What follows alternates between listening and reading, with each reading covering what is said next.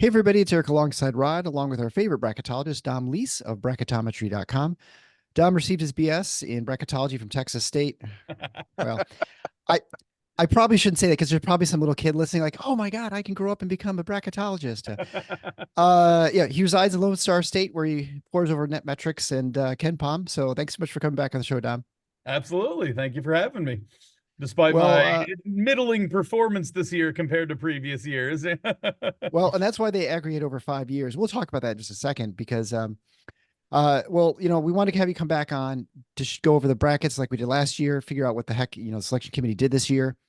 I apologize as I'm fighting through a cold that I probably picked up on the Minneapolis light rail along with all the drug users and vagrants.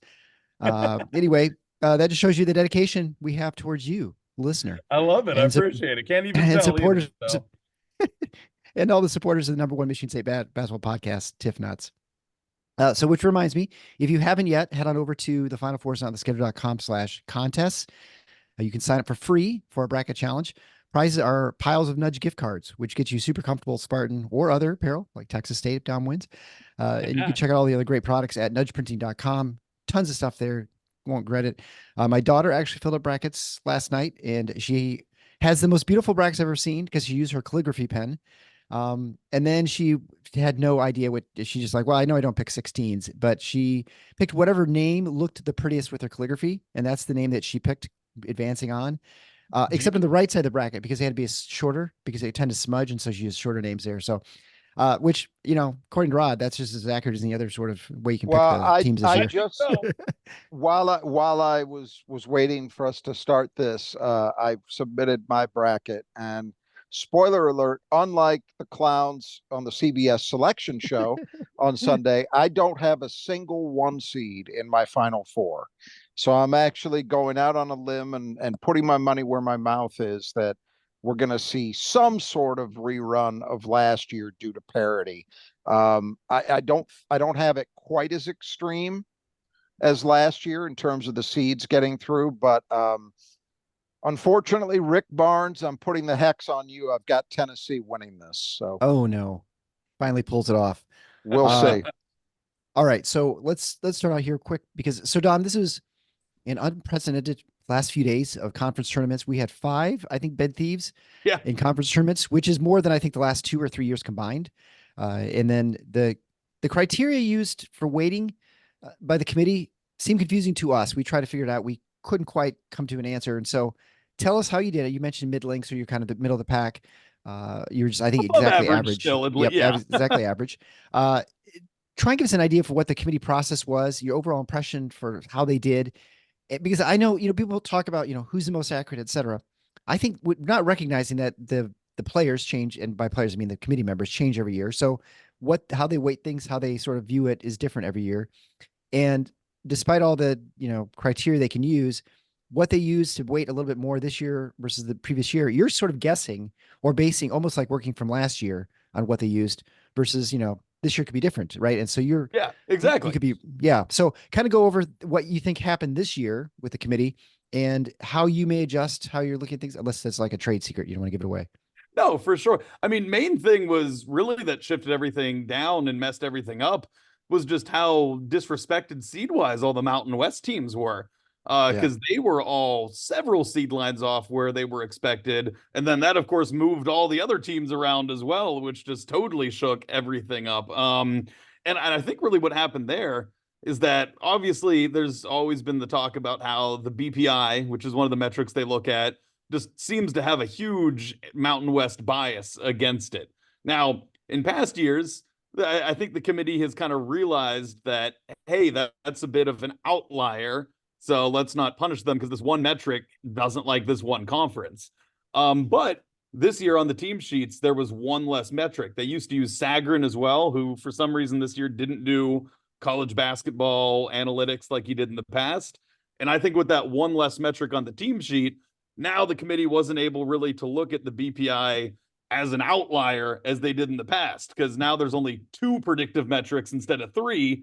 And I guess in hindsight, I should have realized, well, how are they going to view it as an outlier when it's one of 2? Now, You can't really do it at now that point. can I stop you there for a Yeah. second? You're saying that there's a perceived bias against the Mountain West in the BPI. Yes. What specifically are we talking about there in terms of how those teams or that conference is devalued? Just, I mean, if you look at any other, I mean, not even the ones on the team sheet, you just look at where all the Mountain West teams are in the BPI, which is a predictive metric, one of the ones Right. that's supposed to say how good you are, not like what you've done on your resume. Right. And just every single Mountain West team is lower in BPI than they are in every single other predictive metric by a pretty consistent amount. So people have speculated that like it's not giving teams as much credit when you win an elevation because they have a bigger home court advantage because of that, which in my Okay. opinion is a little bit of BS. But I mean, I mean, they don't release the formula and that's the best Right. guess we can take. But clearly there's something in the BPI that's bringing that conference down. And in the past, like I said, the committee's kind of viewed that as an outlier, but with one less metric on the team sheet this year, I think they kind of trusted the BPI a little bit more in that regard than they maybe should have or have in the past. Now, I've seen suggestions in the aftermath of all this that one thing that ought to be done is to add at least a couple more Yes. metrics into the equation. So, like, Torvik is not on their team sheet. Is that correct? Oh, and I would be Torvik they could add, Evan Maya, Haslam metrics, Yep. any of those would be great additions. And I mean, and this year on the team sheet, there were 2 resume metrics and 2 predictive metrics. And like I Yeah. said, it's hard to really find outliers when there's just 2 of each. You're kind of just averaging them and going with it. If there was 3 of each, and like say a team and 2 of the predictive metrics was like in the 40s and another was in the 70s, you could say, okay, they're probably actually closer to the 40s. Now, if there's just 140 and 170, you don't know which one's an outlier. So you're Right. kind of just plotting them at 55 in that regard. Right. Right. You're averaging. So, okay, that explains the Mountain West, which was certainly one of the big questions that was coming out of Selection Sunday, is why all those teams seem to be so much lower than people had speculated they would be. Yeah. And then there were 6 of them. I mean, as I understood it, it became pretty clear that if New Mexico had not won the tournament, they were going to be out. Yeah, and that stuns Entirely. me. I would have missed Right. that in my bracket. Had they lost to San Diego Yep. State, I would have had them in without a shadow of a doubt. Right. But let's turn to some of the other questions that I think a lot of people have had, and we're recording this at halftime of to call it a rock fight is insulting rock fights of a first 4 game between Colorado State and Virginia, in which Virginia has a whopping 14 points on the board at halftime. Yeah. And that's only 1 less than their shooting percentage in the first half, 15%. This was one that it seemed to me, and I looked at your brackets before the announcement. You kept us waiting. I was getting very nervous to see where you had Michigan State. We'll get to Michigan State, of course, in a bit. But yeah, usually I have my a bracket out Sunday morning, and then Right. might just change one thing or two. I changed my mind on with how hectic that Saturday was. I didn't even have it one done until right before the show. It was Yeah. that's part of the reason I did a little less that because usually in years past I'm done with it. And then I can make some last second changes that I feel good about. This year, I was just done and submitted it just in time. And then, like, I was thinking, oh man, in hindsight, if I had more time after making all those adjustments from yesterday, I might have changed that and got it right. So, yeah, the chaos of Saturday certainly affected me. I should have more of an all-nighter. Sleeping cost me. But I looked at yours and several others that are in that top 10 to 15 range over the last 5 years average on Bracket Matrix. And it seemed pretty much universal that Virginia was going to be out. And it seemed as if Oklahoma, did you have Oklahoma in your field? I did have Oklahoma in. And really, I don't hate them being out.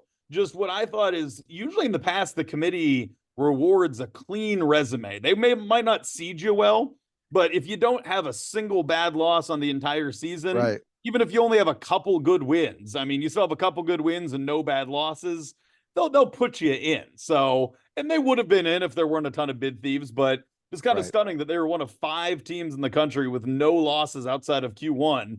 even though they didn't do great in Q1, and yet they still missed the tournament. Yeah, that is stunning. And I think the fact that Virginia got in over Oklahoma really caught almost everybody by surprise. That seems to be pretty much universally the one that people missed. Um, so you mentioned the reason that it was surprising that Oklahoma maybe didn't get the nod, despite not having an overwhelming resume. What do you think the reasoning was that Virginia got in? Because I have to tell you, I've looked at it and I can't find it. And it's of course being that skepticism is being supported by what's going on right now, Yeah. as we're recording this. But I'm curious what your thoughts are. What do you think it was that got Virginia in the door? Because Well, I see, I can't mean, find the thread. as I've always said in the past, when you look at the metrics, the predictives that say how good you are, but the result based ones that say like who you've beaten, who you've lost, Virginia's result based metrics were actually not bad. It was an average of 35. And their predictive metrics say they're like a team in the 60s. So big gap there. But I think they just kind of trusted those result based metrics that said, hey, this team has done enough on the resume to get in. They did have a couple of nice wins. They won at Clemson, who was a 6 seed. They had a neutral win out of conference over Florida, and it seems like they really emphasized neutral victories. So in a Yeah. way, as crazy as it sounds, I don't, or I'm sorry, not neutral, out of conference victories, but yeah, victories away from home as well. In a way, I don't hate Virginia being in. I really left them out because I thought the committee, even though they say they don't use it, eye test would just seep in just a little bit, and they would leave them Yeah. out for the sole reason of clearly this is not a great basketball team by any stretch, but they've certainly overachieved given how good they actually are with some of the results they got. And I think the committee rewarded them for that. So I missed that one, but Yeah, but personally, you weren't alone. It oh, was it exactly, was the exactly, consensus. The consensus. That's what I'm saying. The yeah, consensus was they were out. So okay. So that yeah, gives us at least some insight into what you think the reasoning was. That there was one other thing about them I wanted to ask you about, and then I'll turn it back to Eric. Um, yeah, and this is not unusual. When they trot out the committee chair and they interview them and they ask them about specific teams, and usually you're getting some version of double speak anyway. But I every thought time, this year was really egregious.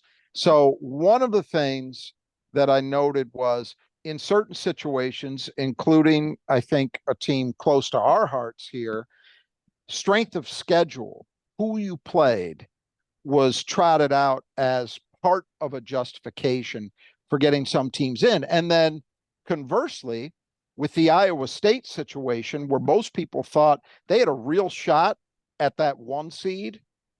And not only do they not get the 1, they're the lowest seeded 2.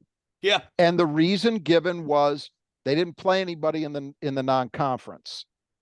But I look at Virginia, and so I start to think at that point, okay, maybe they leaned on strength of schedule a little heavier than they have in other versions of this. And then I look at Virginia, and Virginia did, if I'm remembering correctly, did not have a particularly impressive strength of schedule. So No, yeah, I just that was what was maddening to me about this is I looked at it several different ways, and every time I thought I found a consistent through line, there would be a contradictory example that would pop up. I think if anything, they might have. If your overall strength of schedule out of conference was bad, but you played one good team and you beat that good team, it's So almost like they gave you a pass. It's like so in Florida Virginia's was that. Florida was exactly. that for them. All Their right. entire out of conference schedule was terrible, but they played one very good team in Florida and beat them. So they're Yeah. almost like, well, that makes up for the rest of it being bad. They beat someone good. And I don't know, maybe if they're overweighting one good win out of conference and then also overweighting just that number of what that non-conference strength of schedule is. But that seemed to be kind of what they didn't explain it very well, but I think that's what he was trying to say in that regard, kind of how they did it. Yeah. But the explanations, you're right. It was a lot of, it sounded even more contradictory than I think it was. Yeah. Well, I guess, the question our listeners have obviously is Michigan State going into the selection show, with all the upsets, there's definitely a lot of unsettling unrest within the Spartan Nation where, what would happen with Michigan State if they were, because most people had assumed they were a 10 or an 11. 11, obviously you'd be playing. In this case, you would have 11, you're out, right? I mean, Yeah. had you 11. actually Yeah. been If you 11. were 11, you'd be out this year. Yeah. So if you're 10, you're playing Dayton, most likely. And then, it's not announced. The last bracket, was, it was anxiety inducing, I guess, to say the least. But they ended up being the highest 9 seed. They were nowhere near the cut line. So I guess go into that because that seemed to surprise most people. At least I felt like, certainly within our fan base, because, partly we've seen Michigan State play. We know what they are and what they're not. And this is part of the problem with knowing a team intimately. You've seen all the warts, every single one of them, and you assume every team in the bubble must have something good going for them when they probably are just as warty as your team. No, and I think really I mean, again, just harping on those predictive metrics that aren't really used for selection, but are used for seeding. Yeah. I think they more even heavily leaned into those this year because Michigan State is iffy as their resume looked at places with wins and losses.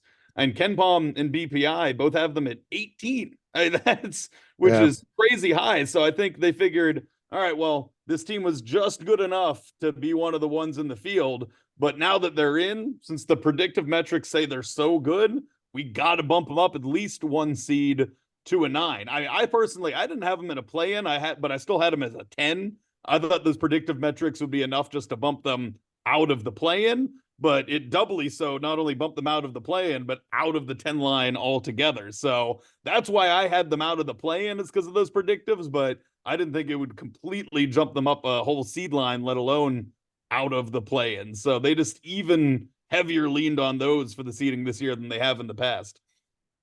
Should we just Yeah, go into the prediction, or do you have a few more questions, Rod?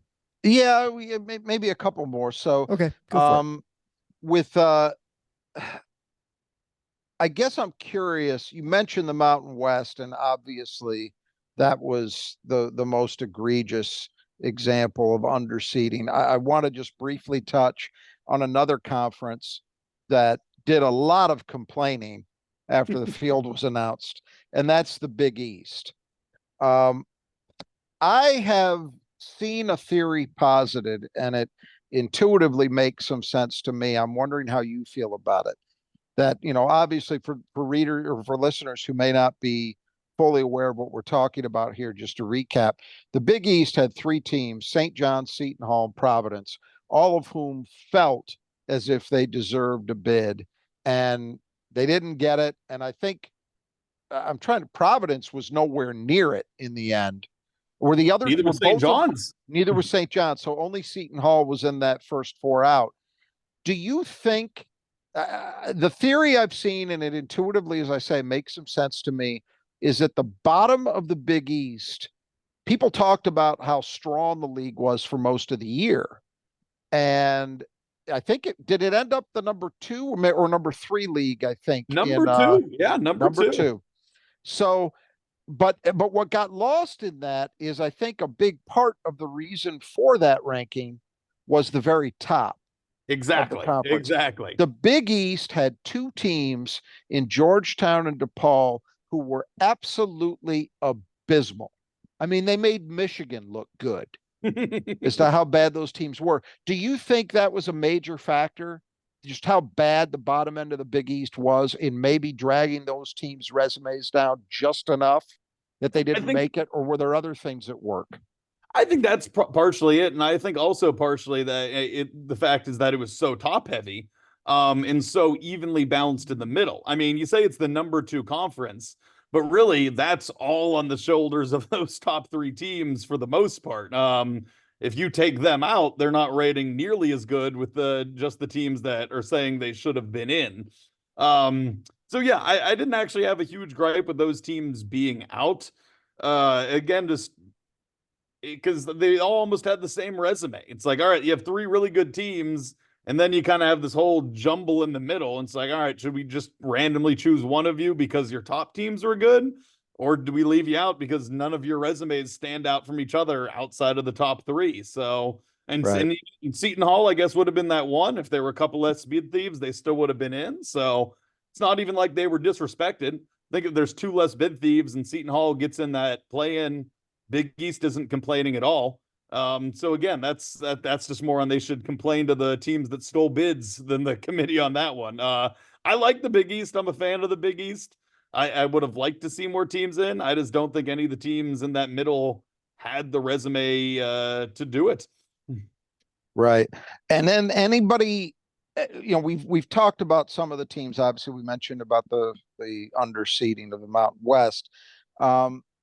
Any other examples of a team or maybe a couple of teams that you felt in particular either got surprisingly rewarded or were unjustly dinged by the committee in terms of where they got seated? See, now one interesting one, and again, this is partially just due to some outside factors, but BYU was shifted down to a 6 just because Yes. they couldn't play on Sundays. Sunday and thing. and now when it was all said and done, I didn't think it was that bad because they got a 6, but they also then got an 11 that a lot of people thought should have been a 12, so it kind of evened out for them. But now in hindsight, with today's news about Kansas, Right. what's his name?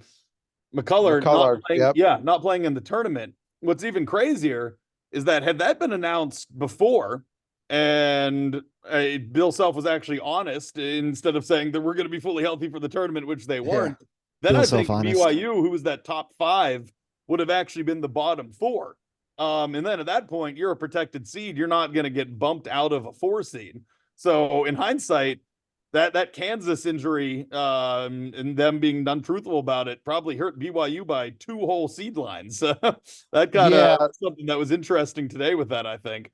I agree. And boy, that's a tough one because, what do you do about it? Clearly, Bill Self was hiding this in order to give his team the benefit of the doubt in the seeding process. And not even hiding it. He directly came out and made an announcement hey, we're going to be fully healthy come tournament time. Lying. We'll call it what it is. And put it this way, I would have maybe even given him the benefit of the doubt that he wasn't lying if he said, unfortunately, McCullough, we thought he'd be back, but we're going to have to hold out for next weekend and hope they just shut him down for the entire tournament. So clearly he was nowhere close to playing. Right. I'm speculating a little. Maybe something happened and he re-aggravated it. So don't come at me, listeners, if that ends up being the case. But I just really feel like there was some deception going on there, which affected some team seeds in some pretty negative ways.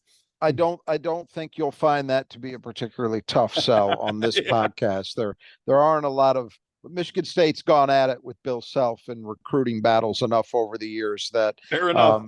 You will not find sympathy for that program here. So BYU would be the other one. If I just to cover a couple of other situations, real quick.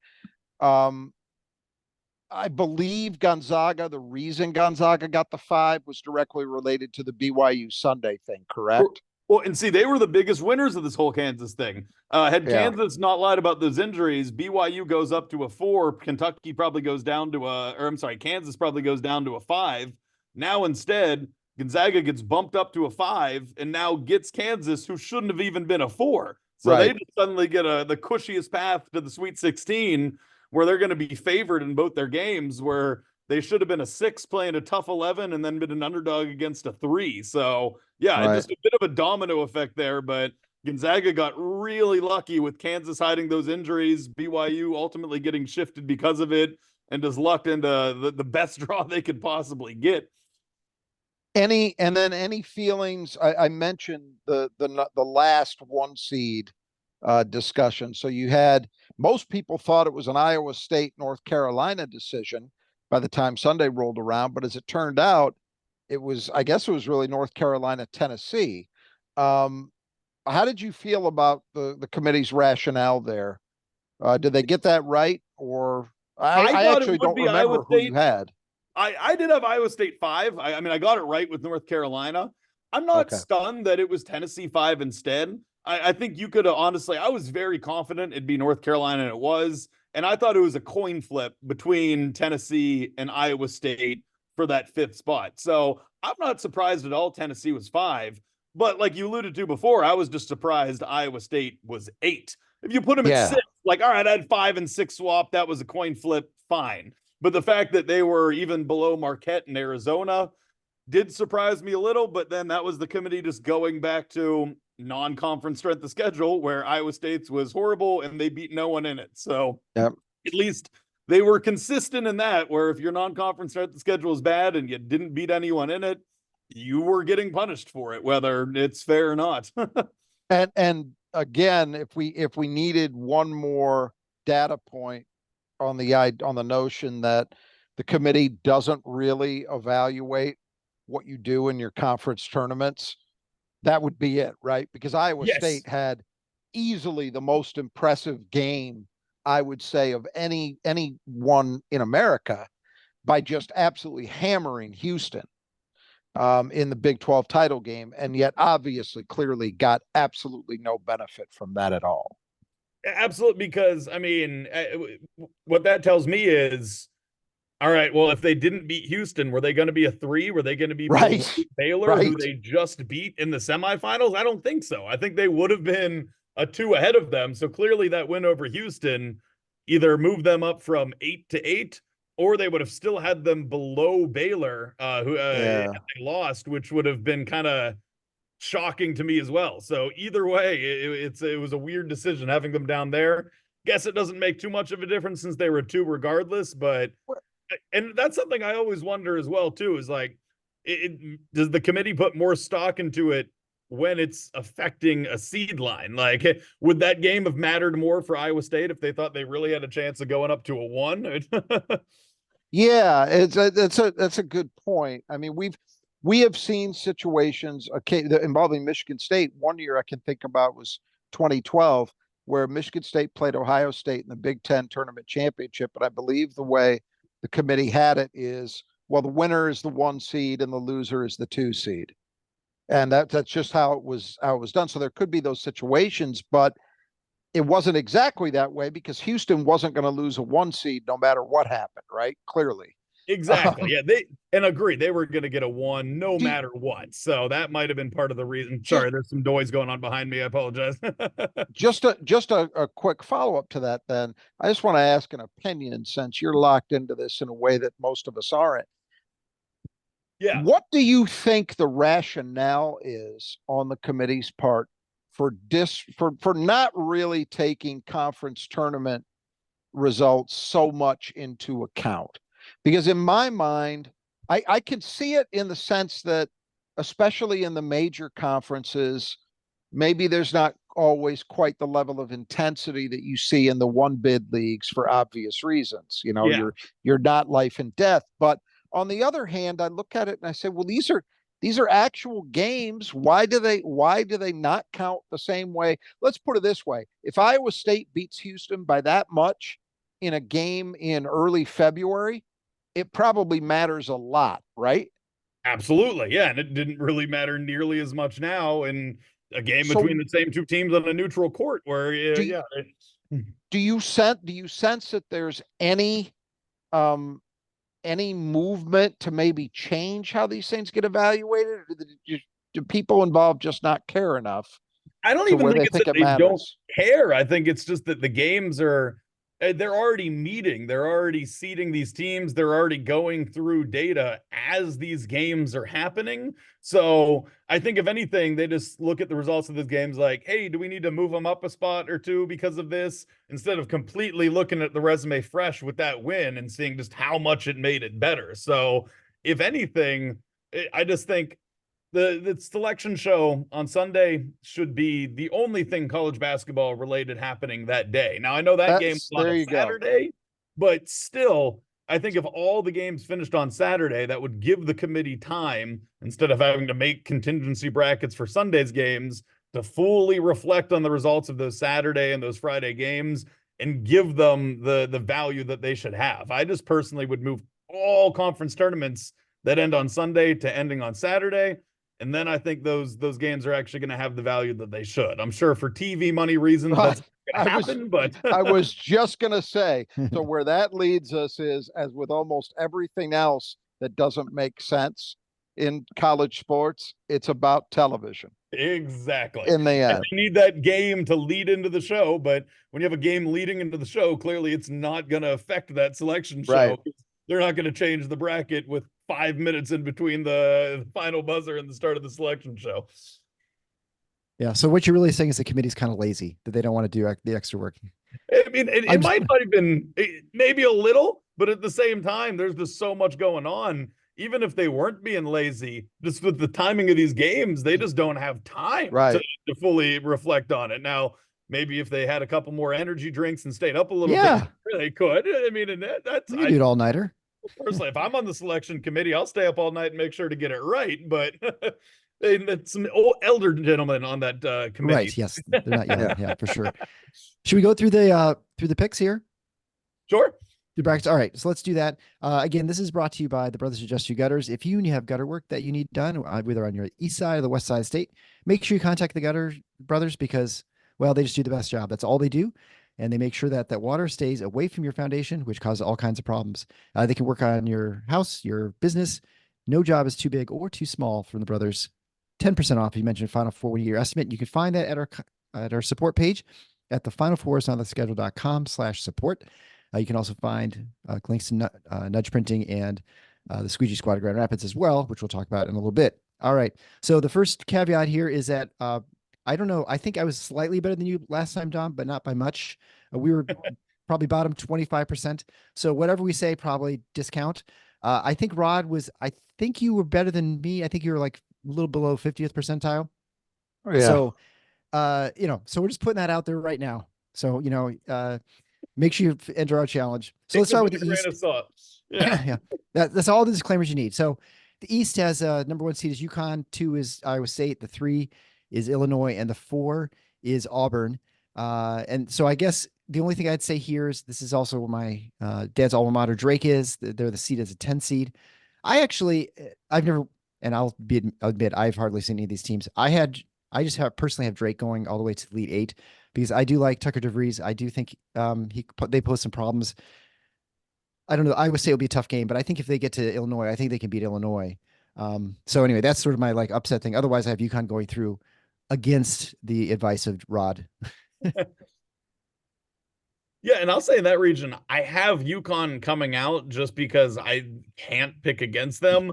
But I'll say this, if Auburn was in any other region, I think I was going to have them in my Final Four. So I really think if anyone's going to knock them out, and that's going to be the team to do it. And that's going to be, I mean, it might have been my national championship had Auburn been anywhere else. So I think that's a real team that could knock them out and could potentially go there. And if you're trying to pick up some points in some bracket pools, then where no one else is going to have something, have Auburn go on a crazy run. Hope they beat UConn, because if they get past them, I think they're going to keep winning. So watch out for them. But I do have UConn. I think it's the safe pick. I'm at least going to pick UConn in like my family pools with a few people, but maybe in ours where you get the extra points for the upsets, I might go with Auburn. So, yeah, you read my mind. I've got Auburn taking out UConn in the Sweet 16. I have Iowa State winning the region. Okay. I really like the grit that team shows defensively, and when I've seen them, they've looked very, very impressive. The only reason, look, UConn is the one team. I was having this conversation on Selection Sunday with my brother-in-law, who is a big UConn fan, and he asked me if I were picking them, and I said no. And it's not because I don't think they're a good team. I think they're the closest thing to what we've traditionally thought of as a great team in college basketball. But I just don't. Two things. One, I think we are in an era of parity. There's just no debating that. And the other thing is, you think about it, how frequently does the number 1 overall seed get through? Not like all that often. 10 years. Yeah. Right. Not all that often. So, and I'm with you. I think Auburn's good enough to actually take them out, which is why I picked them. So I had, just as a real quick run through in the bracket, I had a Sweet 16 of BYU. I had BYU beating Illinois in a second round game. BYU against Iowa State, UConn against Auburn, Auburn against Iowa State in the Elite 8, and Iowa State winning it. Okay, let's move on to the next bracket. And I got to pull it up here. Let's go to the South then. This is the Houston Regional. Yep. Houston's a 1. We've got Marquette as a 2. And let's see, Duke is a 4 and Kentucky's a 3. And here I actually have Kentucky coming out of the region. I don't think too crazy here. I just don't trust Houston. Teams that are like very defensively focused, I just don't trust those teams entirely. I feel like you have to score at some point too. But who knows? And our friend Greg Campy from Oakland is here, but I just don't think they have enough to beat Kentucky, who I think is playing pretty well right now. Yet, of course, they lost in the SEC tournament. Here, sorry, moving real quick. It was getting loud where I was. There were some other coaches coming back from a We appreciate you just coming in when you're coaching there. So that, and just as a reminder too, with our bracket, not only do we have an upset bonus, but you get a bonus for the seeding. So if a 5 seed wins, for instance, you get an extra. You get 5 points to every pick and every round. So it's worth more on the first round. So it's going to be totally bizarre scoring. I have no idea how it's going to work out, but I think this way we'll prevent any possibility of having a tie unless we have like 1,000 entries. Well, I love the scoring of this format too, because I always find myself just picking so much chalk and it's so boring, but I was just like, but Yeah. it's the most likely thing to happen. Now, if there's an upset I think that could happen, I'm probably going to take it because, hey, if it does, you get those extra bonus points for it now. So I'll go first while you're resituating yourself. here we Then go. in this Got region, myself to a new spot. I also have Kentucky going through. I have them beating Houston. I don't feel great about that because, well, one, I think Kentucky's had a lot of problems in recent years getting through the tournament, and I really don't like that defense. But again, I'm just in this no one seeds kind of mindset. And I actually really like Houston. They remind me a lot of vintage Izzo teams in a lot of ways. But I'm picking Kentucky to beat them. My Sweet 16, I had Kentucky over Marquette and Houston over James Madison. So I have in the first round, I have James Madison a 12 over Wisconsin a 5 and Vermont the 13 over Duke the 4, setting up a second round James Madison Vermont battle. And I have James Madison winning that one. So they're my pick to rack up some points. Based on the upset theory that we were just talking about, the way you get more points by virtue of a low seed winning. And I'll admit some of that is bias from having seen them handle Michigan State at Breslin in the season opener. But Yep. I actually do think they are a legitimately good team. And despite Wisconsin's run in the Big Ten tournament, I am not sold on where the Badgers are right now. Yeah, I'd completely agree with that. I think, again, like you said, in a format where you're getting extra points for an upset, even though I'd maybe give Wisconsin the slight edge, the fact that I'm calling it a slight edge in a 5-12 matchup just shows how much value there is there with James Madison. I'd say a 60% chance Wisconsin wins. But yeah, when there's a 40% chance with a 12 seed, take them, especially if you're getting extra points. This should be a close down to the wire battle regardless, I think. And then, So who do you have winning the region? So I mean, here's the only thing. I'm not sold on any of the other teams. Houston scares me because they don't have much depth at this point of the year. But again, Marquette with Kolek, I don't know if he's going to be fully healthy. Kentucky just seems too up and down. If they do come out, I would not be surprised at all. But also, I just don't know if they're consistent enough to do it over 4 straight games. They seem to put up a stinker one out of every 4 games somewhere. So maybe Duke could do it, but I don't know. It's in those 2 big games against North Carolina where I was like, all right, show me you're for real and you can do it against another team. They couldn't even do it in the home one. So I'm almost taking Houston out of default here. Again, maybe when I'm getting more points for like a lower seed, I might talk myself into something crazy. Like, honestly, I think Florida could go on a little bit of a run here. I don't know if I'll go as insane as. But that's another team with an injury problem, though. They lost their center, I believe. Exactly. Right? They did lose Handlogden, and if they didn't lose him, I might have actually had the guts to take Florida to the Final Four because I really like this Florida team, but they lose him and then just don't even look competitive against Auburn the rest of the game. Right. That really worries me, or else I would have loved them as a 7 seed, as the low seed that goes on a run. But yeah, the fact that even my low seed that I could have talked myself into has an injury concern too, I'm just almost going back to Houston out of default here, but I really don't like it. I just think they got a pretty good draw. Now, if Kentucky can be consistent enough to make it to them, they could beat them. But I do think Houston will get to the Elite Eight. And if they play anyone other than Kentucky, I'm not even worried about them losing that game either. Okay. Well, let's move on to the Midwest. This is the Purdue bracket. With Purdue as a 1 seed, you have Tennessee as a 2, Creighton as a 3, and Kansas as the 4, which we've talked plenty about Kansas. I don't think probably any of us think Kansas is going to do much of anything in this tournament at this point.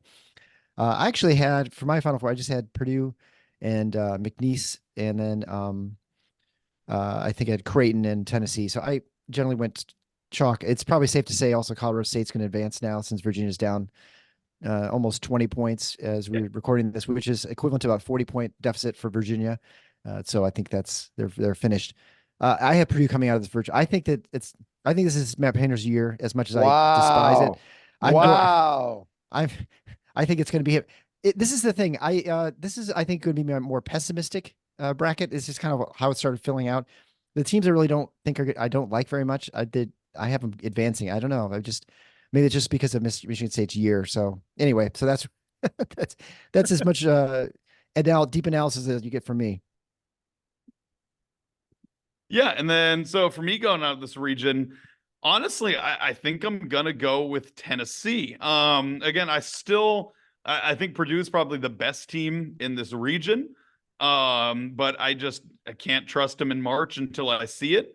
And lucky as enough, these two teams already played earlier in the year, Purdue and Tennessee, and that was a really close game on a neutral court.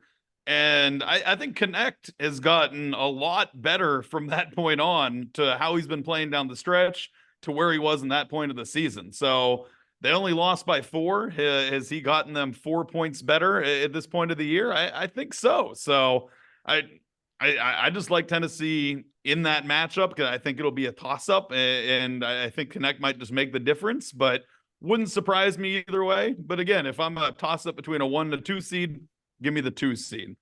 And then as far as upsets in this region, I'm looking at Oregon, and I think not only are they going to beat South Carolina, they can give Creighton a real test as well. I'm locking them in over South Carolina in that 6-11 upset, and I'm somewhat considering taking them to the Sweet 16. I think Oregon's got a bit of a run in them.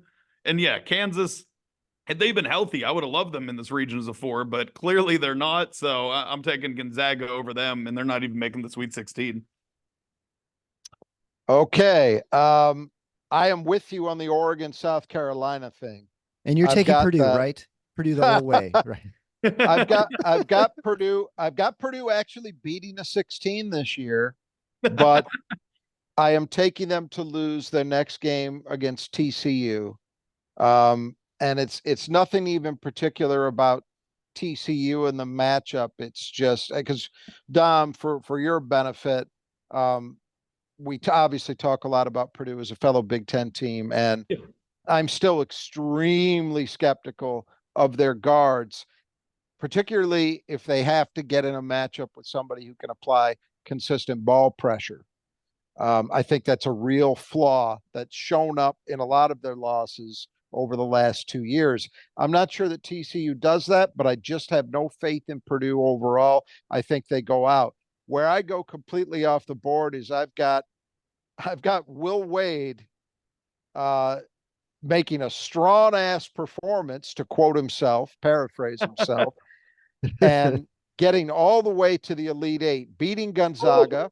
I have Samford beating Kansas because I think Samford is built to give Kansas real problems considering they're down McCullough. I have McNeese beating Samford in that Battle of the Titans, that 12-13 game. And then I have McNeese going against TCU and coming out. Finally, the McNeese train ends against Tennessee in the Elite Eight. So I do have Tennessee. I'm joining you with my pick to come out of the region, but the other half of the bracket, I'm going way off the board. I don't have faith. Kansas down a guy, and even when they had him, I didn't think this was a vintage Kansas team by any stretch. Gonzaga is probably their worst team in more than a decade, in my view. And I think McNeese, I actually saw McNeese beat the hell out of the University of Michigan in December, which doesn't mean very much now, but at the time I was really, really impressed by that team.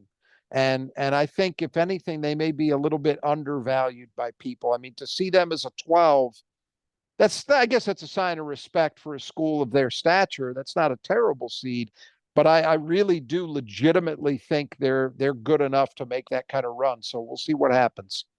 That would not surprise me at all. I mean, I think if they played in a power conference or even like a good mid major like the A10 or the Mountain West, this would be a team Right. that could have gotten an at large for sure, and Yep. maybe like a 7 or an 8 seed. I mean, they are that good. It's just about the best they could have gotten with their schedule. But I really like McNeese. Wouldn't stun me at all if they beat Gonzaga, and I agree if they beat Gonzaga.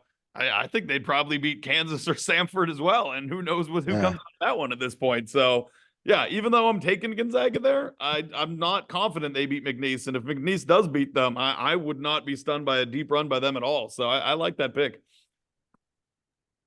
Okay, so we'll move to the final region. Before we do, if you're having trouble seeing clearly, maybe you just need your windows cleaned. Contact the Squeegee Squad of Grand Rapids. They could take care of whatever kind of windows you got. If you got just one's your house, maybe your business, high rise. They even clean the state capitol. I mean, they do it all. So you can get a hold of them at their support page, the Final Four on the schedule.com/support. There you can get an estimate. They'll come out and they'll take a look at your house. They can do any sort of job. Again, inside, outside windows, windowsills, super meticulous. They can even power wash your house too if it's a little bit muddy from the long Michigan wet winter we've been having. So check them out. You won't regret it. And then, so let's go to the West region, which is the one most interesting to Michigan State fans. That's the North Carolina region, which North Carolina is a 1, Arizona is a 2, Baylor the 3, and Alabama is the 4. So, I mean, I'll just start with Michigan State. I have them beating Mississippi State. I feel strangely confident about this game. I just think this is going to be a game that Michigan State, especially with the ability to get some turnovers, is going to be able to score a lot in transition and kind of take care of Mississippi State pretty easily. But as we know, it could just depends which Michigan State team shows up. And then I have North Carolina, them falling to North Carolina in the second round. I think it's just going to be a little too much for Michigan State with the inside. But I'm trying to remember what I had. I think I had Arizona coming out of this region, taking out Baylor, and then I had Nevada winning. I had quite a few. I had Grand Canyon beating St. Mary's and then falling to Alabama. And I think I had Alabama beating North Carolina. So anyways, it was Alabama, Arizona, with Arizona coming out. Yeah, and I'll say in this region, I mean, if you're a Michigan State fan, which I think most people listening are, I don't think you could have gotten in a better region. I mean, when I was filling out Agreed. my bracket and I looked at this region, I was like, gross. I don't want to pick any of these teams to go to the final. Yep.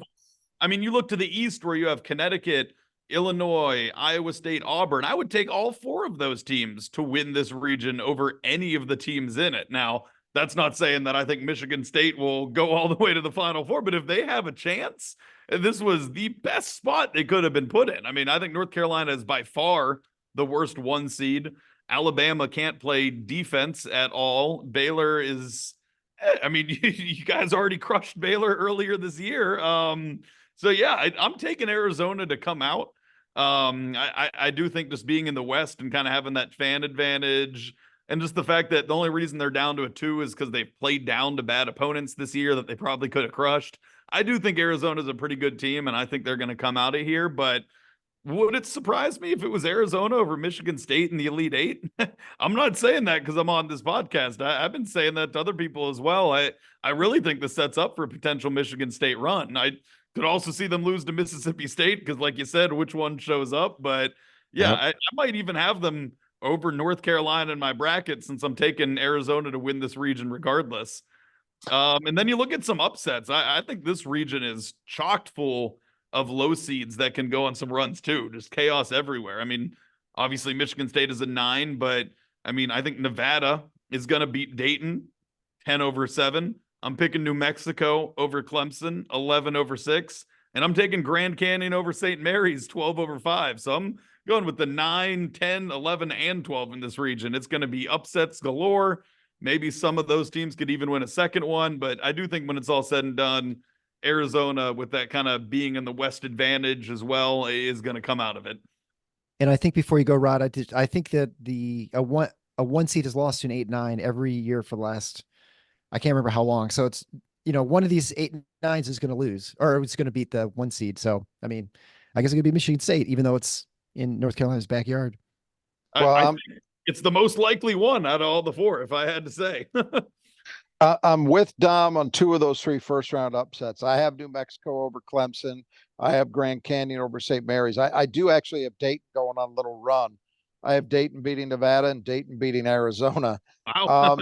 I'm with you on the let's say mediocrity of this region.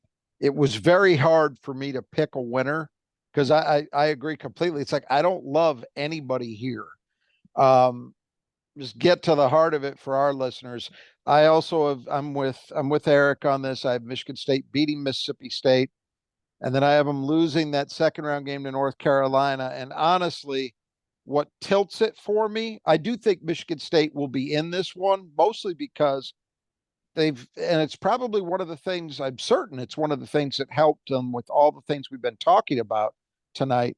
They didn't get blown out in games this they're year. good defense. When they lost, Close. they lost competitive games, and many of the games, at least that they won big, which I think really is part of what fueled them in the predictive metrics. I was about to make that point. You were spot yeah, on. Yeah. Yeah. The main reason I find it, as much as I want to pick Michigan State to win that second round game, I can't because of the history. Michigan State is 0-5 against Carolina in NCAA tournament games. 2 of them have come in the Final Four, one of them in a national title game. I'm sorry, 3 of them have come in a Final Four. I forgot about 57. So 3 of the 5 have been in Final Fours, 1 in a national title game. And then there were 2, they lost a round of 32 game when Drew Neitzel was playing in the 07 season. And then there was a Sweet 16 loss in 1998 against Carolina. So because of that track record, I just can't find it in myself to pull the trigger. I do have North Carolina getting to the Elite Eight, and I've got Baylor there. And as you said, Michigan State waxed them in December. I am not a believer in Baylor, but I've got Baylor winning it because I'm sticking to my no 1 seeds theory. No other good reason than that. I don't think Baylor's a great team, but I don't think this is a great region. So somebody's got to win it. I'm going to go with Baylor.